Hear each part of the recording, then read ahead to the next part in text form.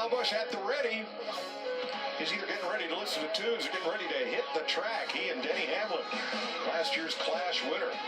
Kurt Busch is finally aboard his Ford.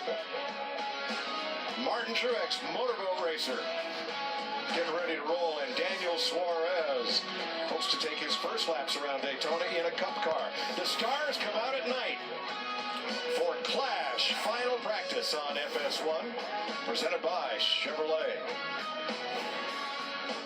11 of 17 eligible drivers went out in the first practice session, all single car runs, paced by Brad Keselowski and Kyle Larson, a Ford and a Chevrolet. And now, it's time for final practice, and we eagerly anticipate, please, drafting. I think we're going to see it. I really do. We're starting to see them line up on pit road. I just cannot imagine that these drivers are going to go into that race tomorrow, get the green flag for the first time since they've been racing in November, and not do some drafting practice, especially somebody like Daniel Suarez or Alex Bowman, Chris Buescher. Got to believe that we're going to see them get into the middle of the draft. And Mike, this is really kind of more indicative of when the race starts. It's closer to race time. Everybody, that first practice, those first few hours, I think those guys were getting their cars tuned up, getting them through inspection. We saw a lot of work going on down there. So now these guys are ready to go. I think they'll go out and mix it up a little bit, really do. We are told the Toyota drivers will only practice with the Toyotas. What of the Fords and the Chevrolets? Well, let's get down to the garage and join Vince Welch.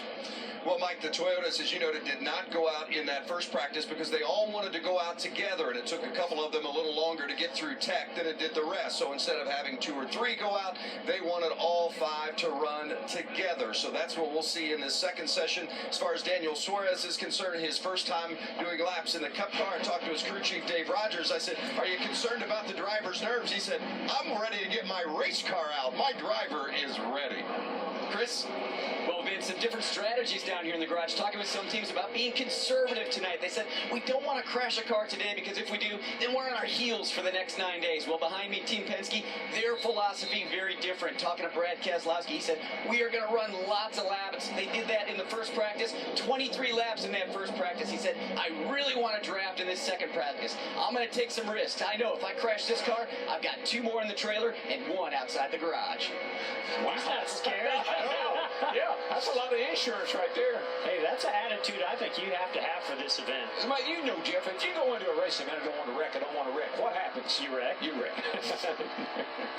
That's pretty cut and dry, isn't it? It is. It's pretty simple, really. Although I have seen some that approach it, I don't care. Well, they end up wrecking too. All right, Kurt Busch is on track in his Ford, and here are the Toyotas coming out in formation.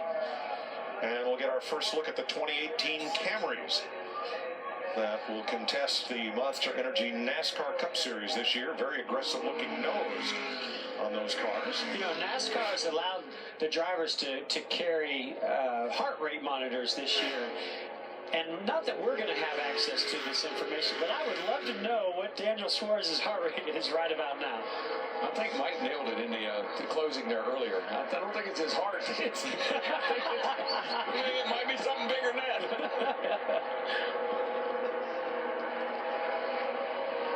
Now, what you're seeing is unprecedented in NASCAR. It used to be, back in the day, a manufacturer would have to build a minimum number of cars for the street before Bill France would allow them to race it in NASCAR. It used to be 500 cars, and then it became a percentage of the number of dealerships that make had. So I think for Plymouth Superbirds it was like 1,300 cars, something like that. But NASCAR, in a collaboration among all 3 manufacturers, now have a program where a manufacturer can submit a car for competition before it goes to the showroom, and that submittal process begins more than a year ago. So the car that Joe Gibbs Racing and Furniture Row Racing have on track here in Daytona is the car that will be the 2018 Camry when it comes to the showrooms this fall. Well, Mike, we know they had an awesome race car last year, the car they had then, and so you're not going to jump this far ahead unless you think this one is at least a little bit better. And it might be a lot better. I'm just not sure yet. What I really liked about this, and I'd like to see other manufacturers in NASCAR do the same thing, they introduced the street car and the race car together at the Detroit Auto Show. I thought that's unprecedented. I really like that. Larry? You know, this Clash has kind of been the Joe Gibbs Toyota Drivers Playhouse. They have won 4 out of the last 5 Clash with 3 different drivers. Of course, Denny Hamlin's won it twice, including last year.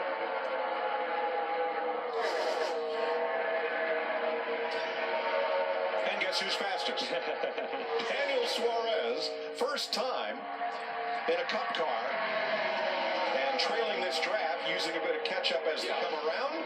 He is fastest. That shows you, Mike, you lay back, you get a run, you put down a fast lap. So you don't have to be the leader. Matter of fact, the leader is usually not the fastest guy. It's the guy back where Suarez is, sucking up to everybody. I remember when we first had the group qualifying here at Daytona, that's what you wanted to do. You wanted to be at the back and get that suck up right as you got to the start-finish line to get the best lap. First drafting practice we've seen, and now Kyle Busch goes to the top over Matt Kenseth, Denny Hamlin, Daniel Suarez. That's pretty good. 46.30, 194 miles an hour. That's getting it on. Well, I was really impressed with the lap times that we saw in single car runs in the practice before this.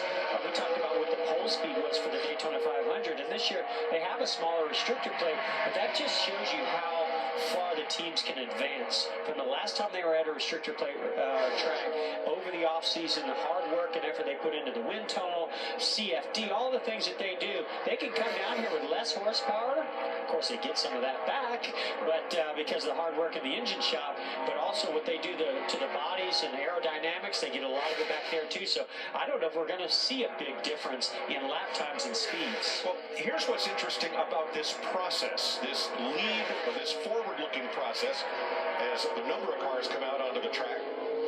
The Chevrolet and Ford engineering representatives saw this new Camry last fall when it was presented to them in very controlled conditions by NASCAR. Now that means with Chevrolet anticipating a new car in a year or so, the Ford and Toyota engineers have seen that Chevrolet. Already it's in the development process for introduction in NASCAR down the road. And from what I understand through this process, the OEMs got together with NASCAR and the teams, and they said, here's how we think would be the best way to present a new car and go about this entire process to make it as even and fair, as well as get more out of the street car and race car, and bringing them together to collaborate to make the manufacturers really what this sport was built on, which is presenting a new car to the sport. Well, the way these cars are now, the way the templates are in the inspection process, nobody's going to get too far out of the box. So they may have a better car now, but look out for what comes later.